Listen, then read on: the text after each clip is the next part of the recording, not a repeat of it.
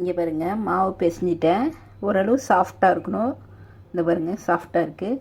இங்கே பாருங்கள், தேங்காய் துருவல். இங்கே பாருங்கள், வெல்லம் பாகு எடுத்துட்டுருக்கேன். இதை எடுத்து இதில் ஊற்றி தேங்காய் போடணுமோ.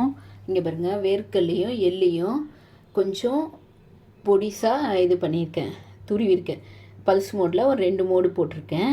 ரொம்ப பொடிசு பண்ணல, ஓரளவு பண்ணியிருக்கேன். பாருங்கள், இந்த பாகு வெள்ளை பாகு எடுத்து இதில் பாதி, இந்த வேர்க்கல்லையில் பாதி ஊற்றிக்குவேன்.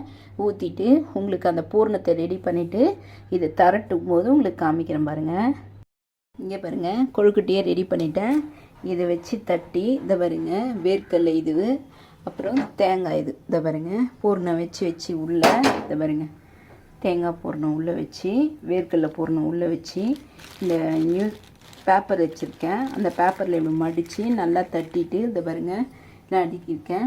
இங்கே பாருங்கள், இட்லி குண்டானில் தண்ணி ஊற்றி வச்சுருக்கேன். இதை நல்லா கொதி வருது, லைட்டாக சூடு வருது. நல்லா கொச்ச உடனே இட்லி தட்டை வச்சு இந்த கொழுக்கட்டைங்களை அடுக்கிடுவேன். அடுக்கிட்டு இதை சுட்ட பிறகு உங்களுக்கு காமிக்கிறேன் பாருங்கள். இங்கே பாருங்கள், கொழுக்கட்டை ரெடி ஆயிடுச்சு. இந்த டிஷ் உங்களுக்கு பிடிச்சிருந்தா லைக் பண்ணுங்கள், ஷேர் பண்ணுங்கள், சப்ஸ்கிரைப் பண்ணுங்கள், பெல் பட்டனை டிங்குன்னு வச்சுருங்க. Thank you very much.